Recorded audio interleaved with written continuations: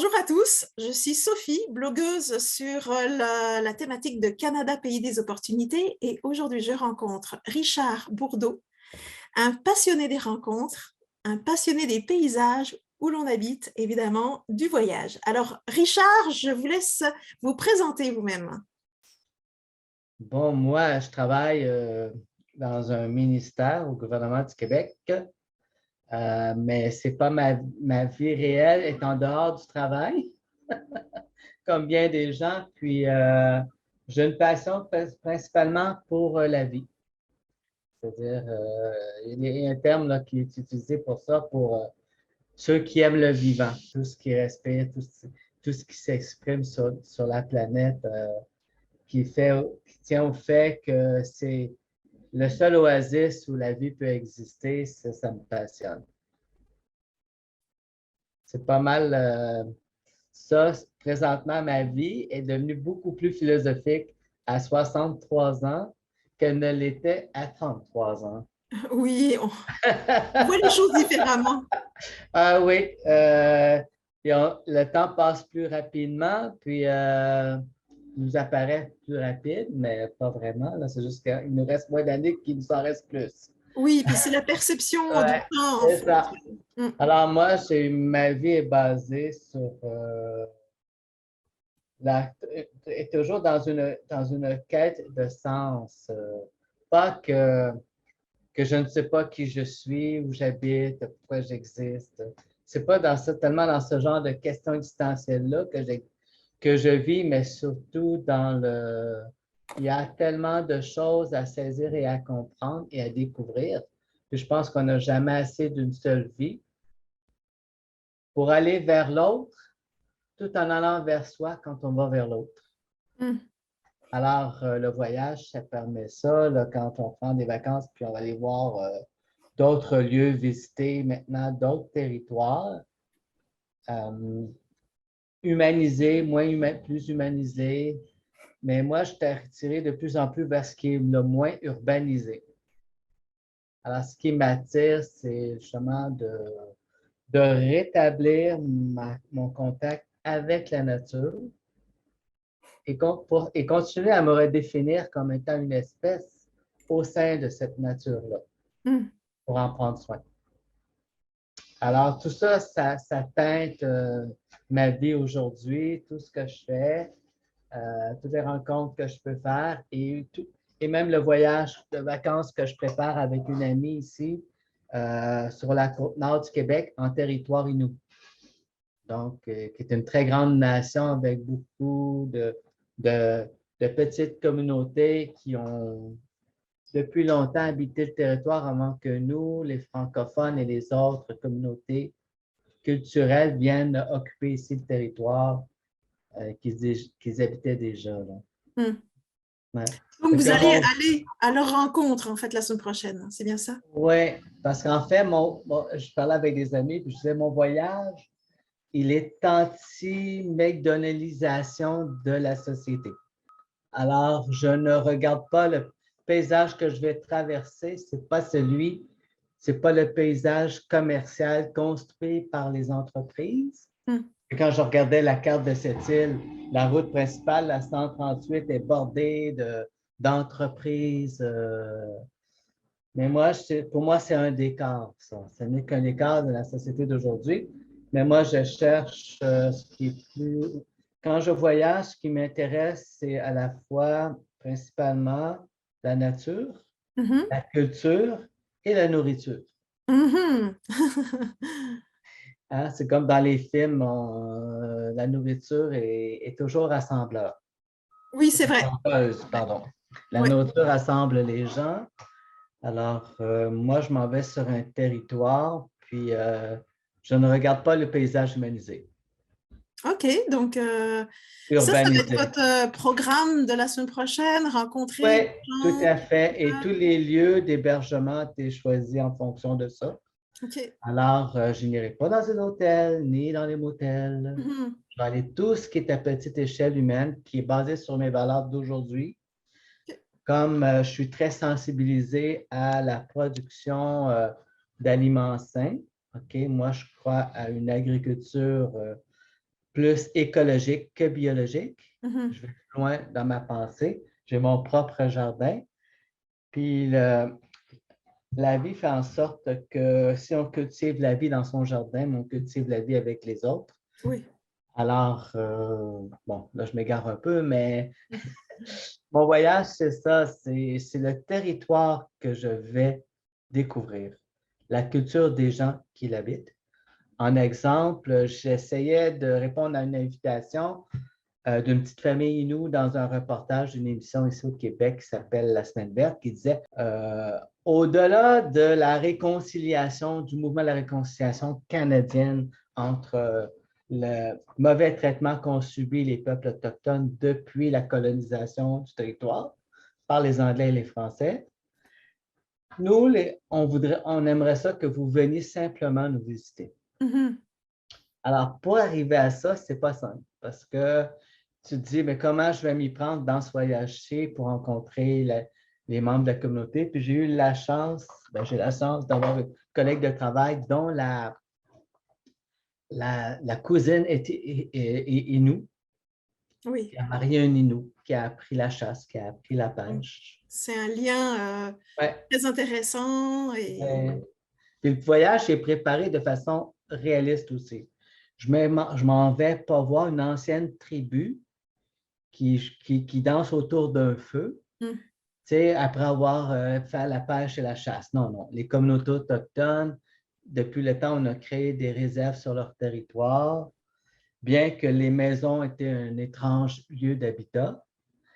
Ben, ils ont été aussi introduits à notre culture civilisée, là. Oui, il y a eu un mélange Oui, alors aujourd'hui, ils sont autant québécois que moi.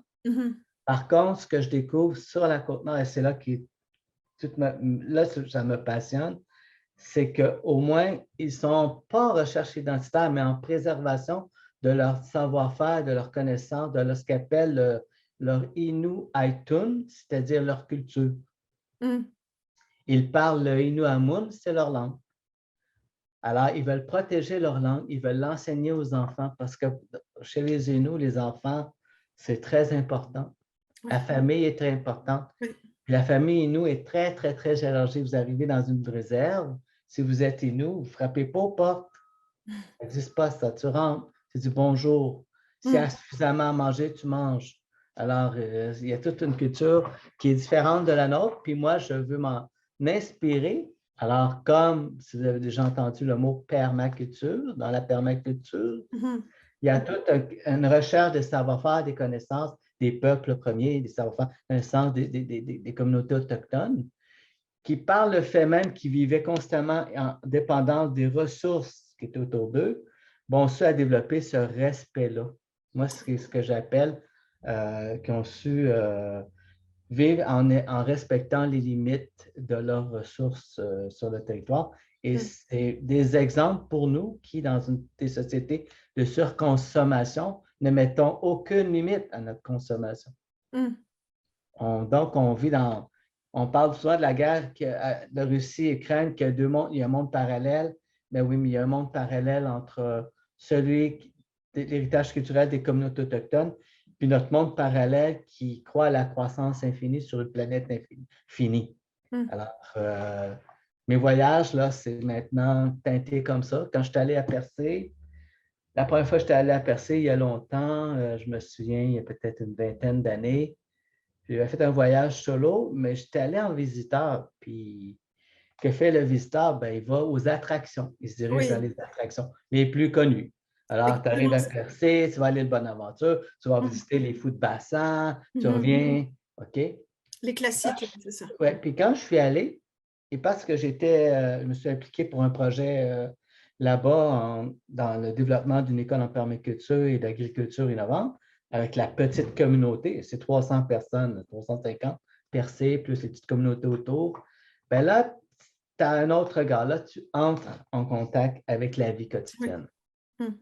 Et tu sais, et là, tu découvres, ben, tout le monde se connaît ici. Tout le monde est dans ses affaires. Parfois, ils sont dans des projets. Parfois, ils sont d'accord ou en désaccord avec leurs projets. Alors, il y a comme une vie communautaire comme ça. Puis ce qui est sympathique, qu'est-ce qu'on essaie de recréer, nous, dans les milieux urbains, c'est sûrement des lieux de société qui communiquent ensemble. Puis eux, là-bas, ben, le vendredi, comme il y a l'hiver, il y a 6 boutiques d'ouverts, ou en plus de la mairie et d'un bâtiment gouvernemental. Ben, il arrive que parfois, le vendredi soir, ben, tout le monde se retrouve à la brasserie, apporte sa nourriture, puis c'est la soirée, là, on parle, on jase, c'est le village qui est là. Alors, je voyage maintenant comme ça, je marche le lieu. Oui. Les attraits touristiques sont là, mais il y a les à côté. Puis celui qui habite là est peut-être le meilleur repère pour te faire vivre des expériences parce qu'ils connaissent le territoire, ils connaissent les lieux. C'est pas des espaces, des lieux mis en marché pour t'attirer et y aller. C'est des gens qui vivent sur leur territoire là. Moi, je vais, puis j'arrive avec beaucoup de lecture, puis je veux faire comme j'aime beaucoup le haïku, j'aime la poésie. J'essaie de voir aussi comment culturellement mes intérêts dans mes voyages peuvent aussi s'inscrire. Alors, j'inscris tout ça. Là, je vais aller à la pêche au homard avec mes Inuits en chaloupe sur la mer. On va aller pêcher le homard à la puise. On va aller. Donc, bon, c'est un bon petit commerce pour eux, mais je veux passer cette relation que moi j'appelle plutôt touristique, l'approche touristique, par une rencontre, puis il faut me faire des amis. Ça crée du lien avec les gens. Avoir les liens avec les gens qui habitent sur place. Exactement. Ouais. Puis la cousine, ben, elle, sachant qu'elle venait puis qu'elle nous a conseillé plusieurs lieux, plusieurs choses à faire, ben, elle nous a déjà invités. Ben, elle l'a appelée quand on va passer, puis aller prendre un café avec elle. Fait que déjà, c'est... Et c'est comme ça qu'on a grandi le réseau aussi. Oui, c'est ça, c'est ça. Fait que, mais c'est une forme c'est une façon de voyager. Je viens de lire tantôt quelque chose que je ne connais pas, le slow tourisme. Le comment?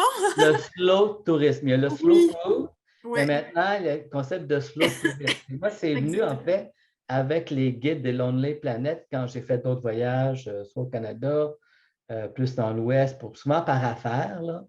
Moi, je voyage par affaires ou des fois en groupe. On fait des activités quand j'étais allé aux États-Unis, en Angleterre.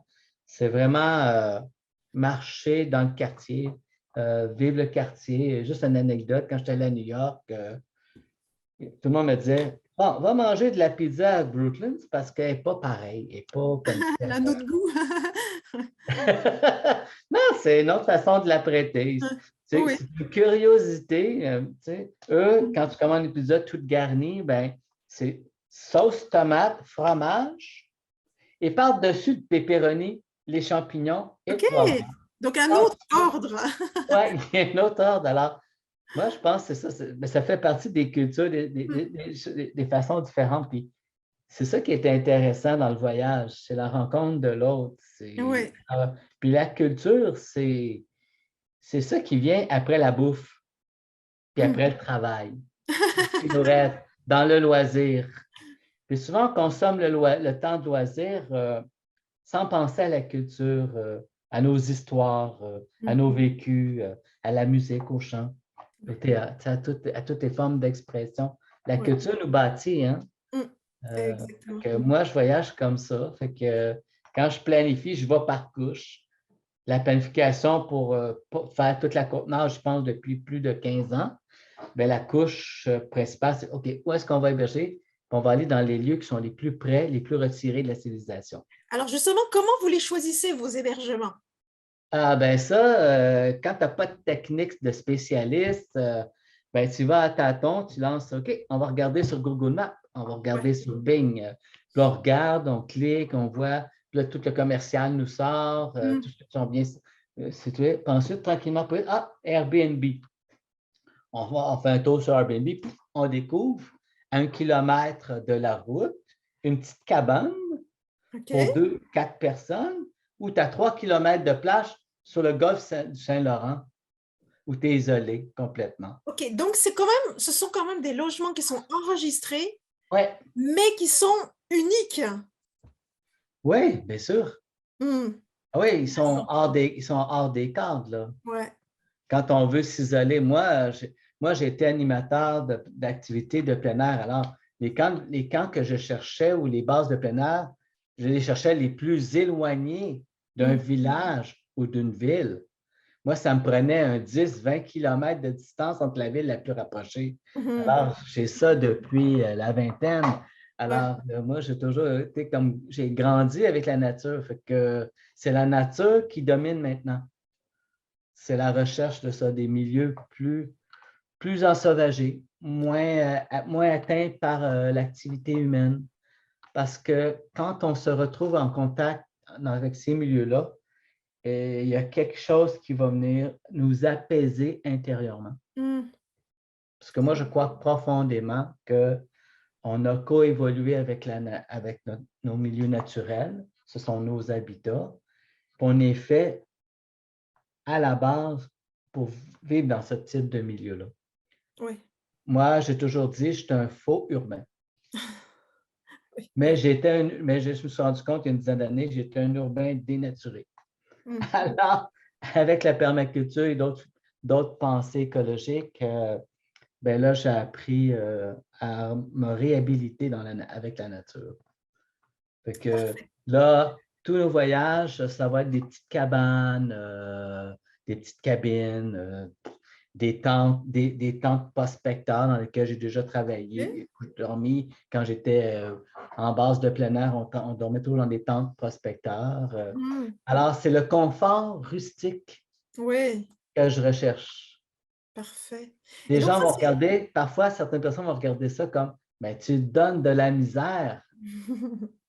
Au contraire, je me libère de bien des tracas, puis je Ouais, me simplifie les choses. ouais. OK? Je me dépollue de cette façon de. On ne se dépollue pas simplement de ce qu'on respire ou on mange, mais on se dépollue de ce qui se passe dans notre tête, de ce qui se passe dans nos émotions, Ouais. du stress au travail. Donc, on évacue. Fait que la nature est vraiment l'outil de premier choix. Ouais, tout à fait. Donc, le logement, c'est la première couche. Ouais, c'était ça. Ouais, c'était ça. Après, c'est la culture. Là, on veut entrer en contact avec les gens. Alors, on cherche, on apprend. Fait que de par hasard, on tombe, je ne sais pas pourquoi, on commence à comprendre vers quoi on s'en va. Moi, je ne savais pas clairement. Là, j'ai compris que la Côte-Nord, moi, je m'intéresse beaucoup au bassin versant, c'est-à-dire Oui. au bassin versant. Alors, la Côte-Nord, c'est plein de bassins versants. Où là, il y a une rivière, ben, il y a une communauté Innu. OK. C'est établi depuis des milliers d'années. Ensuite, c'est devenu des villages, des villes. Puis malheureusement, pour les Inuits, c'est devenu des réserves. Mm. Alors, puis là, la personne avec qui je voyage, elle m'est arrivée avec une longue liste de communautés Inuits et de villes avec des noms Inuits. J'ai dit, wow, je n'ai même pas pensé à ça. Mm. J'ai dit, wow, tu m'apportes un autre regard. Là. Puis, tranquillement, pas vite, ben là, en lisant, en écoutant de la musique, en lisant un livre comme celui de Serge Bouchard, Le peuple Oui. rieur, les Inuits, là, c'est le peuple rieur, là, ben ça donne beaucoup de choses. Donc Ouais. là, j'ai compris que je m'en vais là, je m'en vais vers des nomades, pêcheurs, chasseurs, qui ont vécu près des rivières. Et moi, j'aime les beautés des paysages. Fait que les rivières vont donner les lieux d'arrêt. Ah, parfait. On va chercher, on va se contacter avec là. Les îles vont devenir les lieux de visite. La faune, surtout elle là, toutes comment on appelle ça, pas les refuges d'oiseaux, mais là où il y a beaucoup de rassemblements d'oiseaux, là, je n'ai pas le terme. Bah, Ouais, je ne sais pas comment on l'appelle. Je n'ai pas le mot. Là. On a sur le bout de la lampe, on est capable de le clasher. Alors, mais il y a ça, fait que aussi, comme j'aime la poésie, ben, je lis Joséphine Bacon. OK. J'ai regardé ses vidéos aussi. Parce que dans la permaculture, on a un principe qui s'appelle prendre soin des humains. Mhm. Puis dans la communauté Innu, ça veut dire être humain. OK. Puis comme je m'intéresse au sol, le sol, ça vient de l'humus, OK? De l'humidité, et c'est la même racine que humain. Humain, ouais. Donc, on vient de la terre, Mm. on va rencontrer des humains. Alors, moi, c'est mon fil conducteur, là, tout ça m'attire. Fait que là, c'est cette couche-là culturelle que je vais aller rencontrer. Puis là, ça va commencer par la pêche au homard. OK. OK, avec la famille. On va aller cuisiner le plat à la manière traditionnelle. Ensuite, ça va être dormir dans une tente prospectable, ça, ça va. Puis ensuite, on va poser des questions. On va se rendre présent à ce qui se passe devant soi. C'est la rencontre. Moi, je dis au gars, je dis à Daniel qui va nous faire la page, je dis, écoute, Daniel, moi, je ne viens pas tellement pour le homard. Le homard, c'est la nourriture. C'est nature, culture, nourriture. Ouais. La nourriture, c'est la dernière couche. Moi, c'est la rencontre qui m'intéresse. Okay. Des membres de communauté m'ont invité, alors c'est ce que je vais vivre avec lui. Puis eux, ils ont un marché pour attirer des gens. Fait qu'ils ont une publicité qui met l'accent sur le bon saumon qu'ils vont manger. Le homard, mais moi, je sais que c'est bon tout ça. Mais moi, c'est toi. C'est toi, c'est ton histoire, c'est mon histoire. Ouais. Qu'est-ce qu'on peut se raconter? Qu'est-ce qu'on peut se dire entre personnes qui habitaient ce territoire, mais qui n'ont pas eu la chance peut-être de se côtoyer plus tôt dans la vie? Ça va être intéressant. Alors, c'est comme ça que ça va se passer. OK. Ouais. Donc, en dessous de cette couche-là, qu'est-ce qui reste? Ben, moi, je dirais que c'est le culturel personnel, c'est-à-dire moi, dans mon mode d'expression, OK, c'est la photographie, c'est le haïku, c'est la poésie. Okay. Alors, à la fois, quand je suis dans un lieu, je cultive depuis des années, inspiré de Henri Cartier-Bresson, okay. Le grand photographe français, okay, qui lui, j'ai lu son livre qui s'appelle L'œil du siècle. Puis lui, il avait une approche qui m'a rejoint. C'est-à-dire, lui, il faisait ce qu'elle appelle la photographie instantanée. C'est basé sur un livre que j'ai lu aussi. Donc, toujours dans mes projets, là, je suis un fil conducteur. Il y a toujours du lien. Il y a toujours du sens. Un livre qui s'appelait Le zen dans l'art chevaleresque du tir à l'arc. Ah, OK? Quel est le lien entre le tir photographique et le tir à l'arc? Eh bien, ce livre, c'était un livre qui a été rédigé par un Anglais qui est allé apprendre à tirer l'arc au Japon jusqu'à ce qu'il maîtrise le geste et atteigne sa cible dans le bullseye, comme on dit en anglais, la cible au centre. Là, après avoir réussi, puis il demande à son maître, mais qu'est-ce que tu veux que j'apprenne de plus?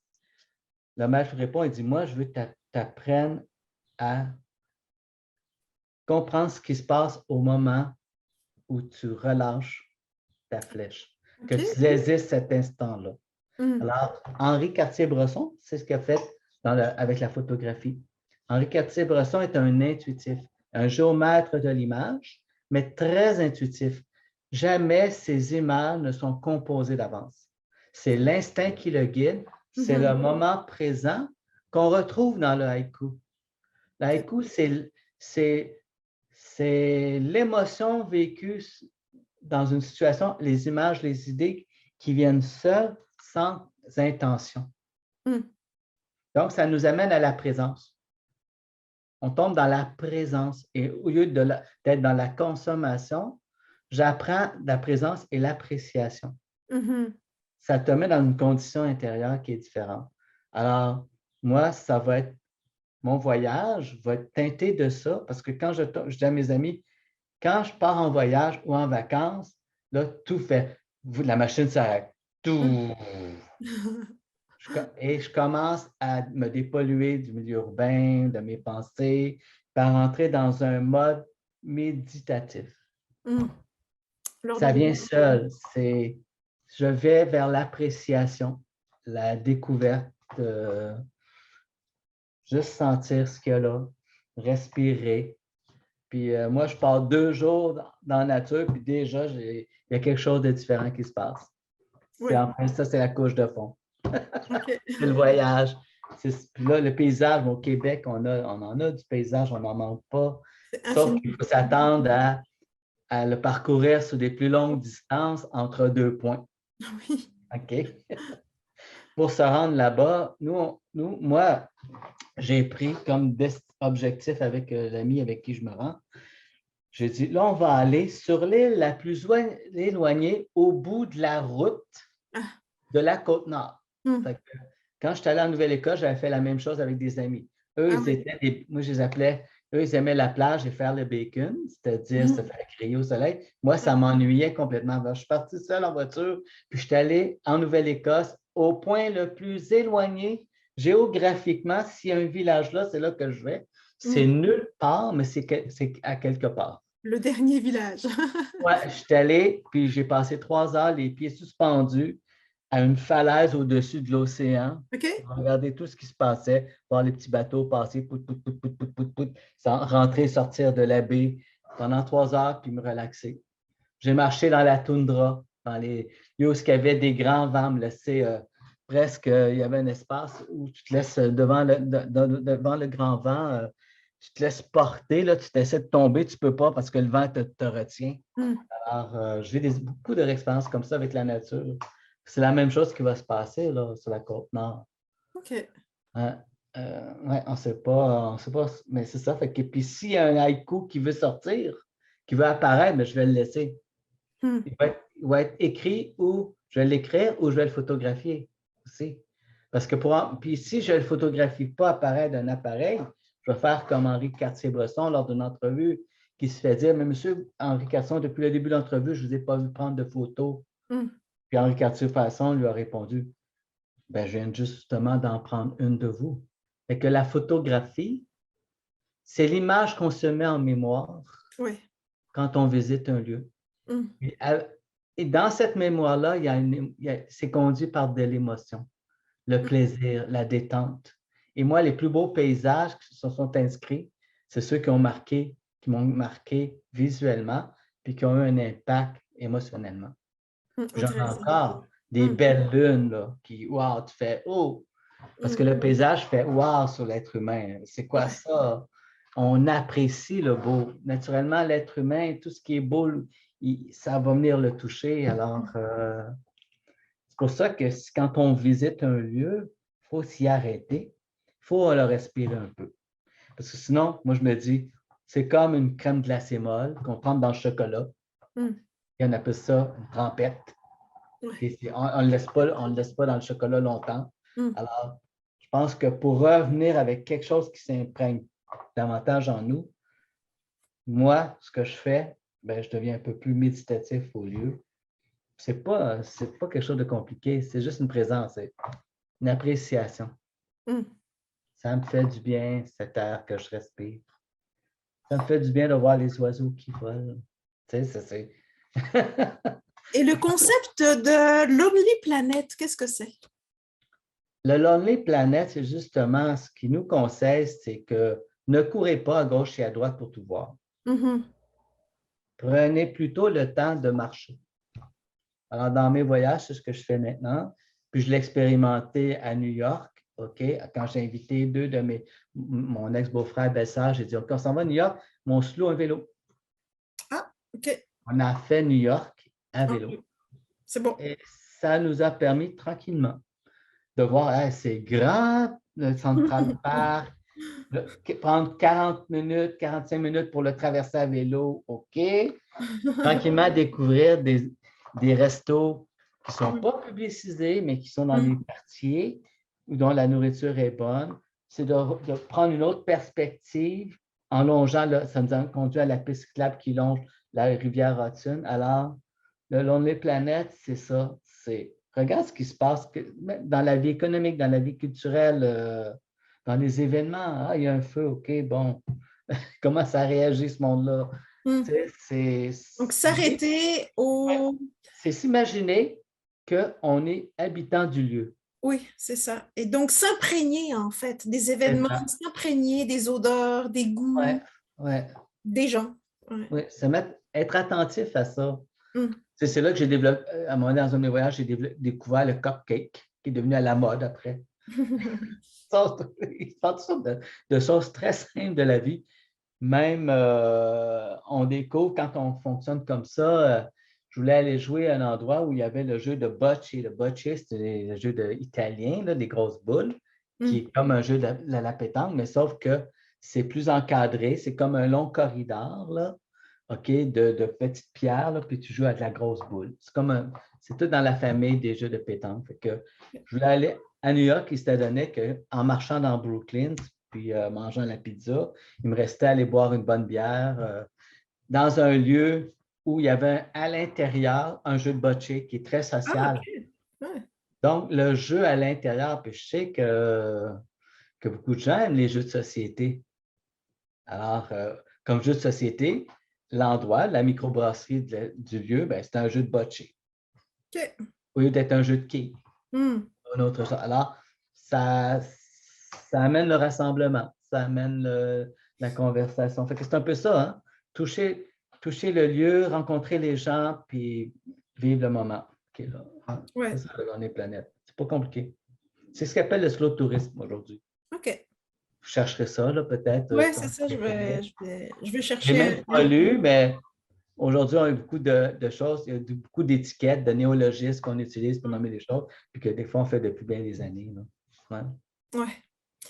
Et est-ce qu'il y a un endroit en particulier que vous aimeriez décrire? Parce que vous m'avez envoyé quelques photos. Est-ce qu'il y a un endroit que vous aimeriez décrire les paysages?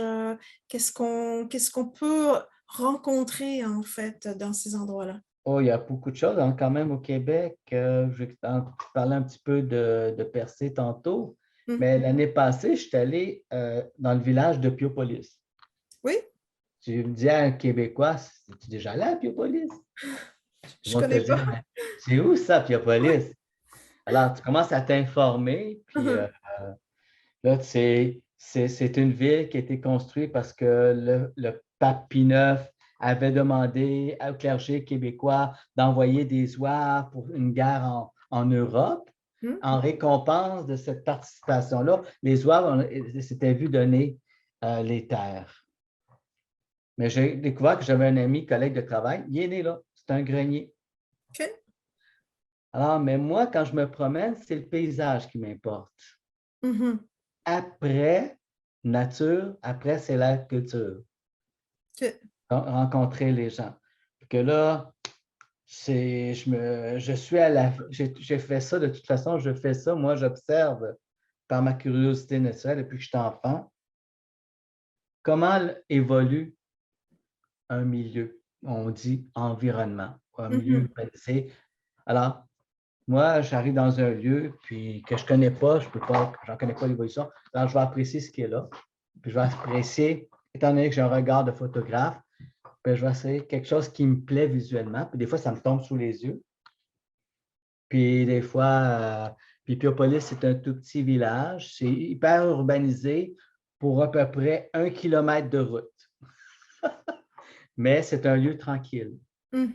Alors, je cherche, moi, des lieux tranquilles. Il y a des lieux où la densité culturelle est plus intense, OK? Mais moi, je cherche les petits coins. Je cherche les petits raccoins du OK. Québec. Donc, à Piopolis, qu'est-ce qu'il y avait à voir en fait? Comment on peut décrire cette place? En fait, c'est devenu, en fait, l'été, c'est très achalandé, mais c'est un lieu paisible le reste de l'année. OK, donc c'est touristique, ça attire une Touristique, ouais. clientèle en fait. Ouais, les cyclistes, entre autres, parce que OK. beaucoup de cyclistes, pas de cyclotourisme, mais de cyclistes qui vont là un peu partout dans le Québec, on en voit partout. Euh, Moi, c'était la montagne du Mont-Mégantic, qui n'est pas très loin de ça Oui. aussi, où il y a un observatoire. Et c'est OK. un des ciels les plus noirs au Québec pour l'observation d'étoiles, c'est le Ah, Mont-Mégantic. ah, oui, oui, c'est Oui, intéressant. ouais, il y a un observatoire là. OK. Il y a aussi un parc national à l'intérieur même, parce que c'est comme une forme de. C'est un ancien volcan, là. OK. Mais à l'intérieur, il y a un CEPAC, là, où on peut aller faire du camping. Mais c'est très, il faut se prendre d'avance, là, comme plusieurs Oui, ça doit mois. être très achalandé, Puis, très ouais, difficile. c'est ça. Alors, c'était pas des. Moi, je suis tombé sur des amis qui avaient une maison en Piopolis, puis Hmm. je suis allé les visiter. Alors, dans ces lieux-là, on cherche aussi où ce qu'on peut manger. Mhm. À Piopolis, je n'ai pas trouvé beaucoup de choses. Mais c'est pas grave, parce que quand mes amis m'ont fait visiter un autre village qui s'appelle Notre-Dame-des-Bois, parce OK. qu'ils ont créé un aménagement pour leur future maison, ben, j'ai découvert un dimanche matin une taverne, comme on appelait autrefois, où on appelle peut-être aujourd'hui brasserie, où il y avait une gang de monsieur à 11 heures le matin qui jouait, comment on appelle ça, pas le bridge, l'autre jeu, là, au poker. Ah, OK. Ah, j'ai dit un trait culturel de la vie culturelle ici. Le dimanche matin, il y a une gang de gars qui viennent jouer. Alors, moi, je trouve ça assez pittoresque de savoir qu'il y a une telle pratique qui se fait ici. Alors, ça dépend comment tu voyages, fait que les attraits vont varier en fonction de tes intérêts. Oui, aussi. Et si, mettons, tu vas aller visiter, j'aurais pu aller visiter la ville de Mégantic qui est passée au feu après un déraillement de camions, de wagons-citernes pleins d'essence, de bitume, je ne sais plus là, qu'est-ce que ça contenait. C'était du carburant, oui. Carburant que ça a explosé. Mais moi, ça m'intéressait moins, mais ils ont urbanisé ça.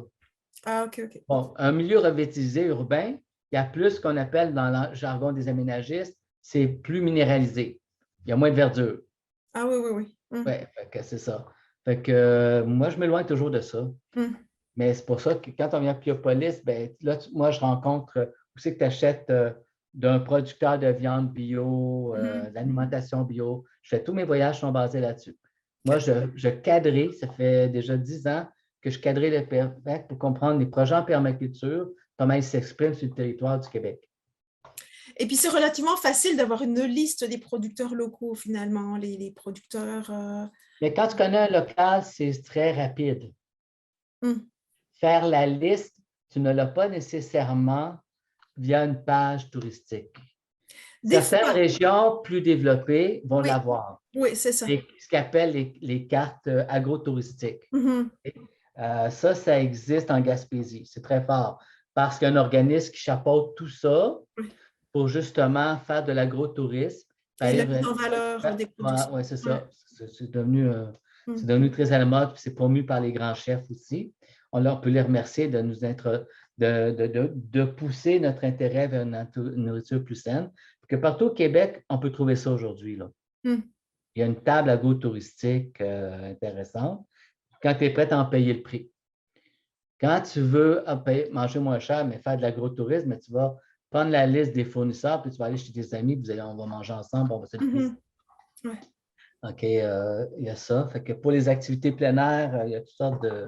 À Piopolis, sur le lac, on peut faire du voilier, on peut faire du canot si on en a un. Alors, tout ce qui est plein air, moi c'est mon regard, là, tout ce qui est plein air. Tout ce qui met la machine humaine en marche, qui la fait bouger. Non, c'est clair que le Québec a mis beaucoup d'énergie sur tout ce qui était… Les festivals, ça par contre, c'est des périodes très, très… pour les festivals, si on est intéressé par le festival, mais là, moi, je sais que je n'en aurai pas dans la période où je vais prendre mes vacances. C'est-à-dire, dans les 2 premières semaines de juillet, c'est assez tranquille parce que c'est en haute saison que là, les activités sortent pour qu'elles soient rentables. Okay? Alors, ça va être de la mi-juillet à la mi-août. Après ça, ça tombe. Puis là, il y a une recrudescence au mois de septembre. Il y a un petit… Ça, c'est pour les visiteurs étrangers qui viennent à l'automne parce que les billets d'avion sont moins chers à l'automne. Et les couleurs sont intéressantes. Oui, c'est ça. Alors, là, ça bouge un peu au niveau culturel. Mais la fin du printemps, le cœur de l'été, c'est les grandes activités culturelles au Québec. Et là, vous avez toutes sortes de festivals. Festival du mouton, de la patate, du fromage, du vin. Alors, il y en a de tout, là. C'est assez surprenant. Puis, ils sont rigolos parfois. Mais j'aimerais un jour aller voir un festival des hommes les plus forts du Québec. Ah oui, OK. Oui, mais ça va être plutôt dans les communautés anglophones irlandaises. Et ça va être plutôt dans les cantons de l'Est. OK. Alors, que ce genre de choses-là, il faut être à l'affût.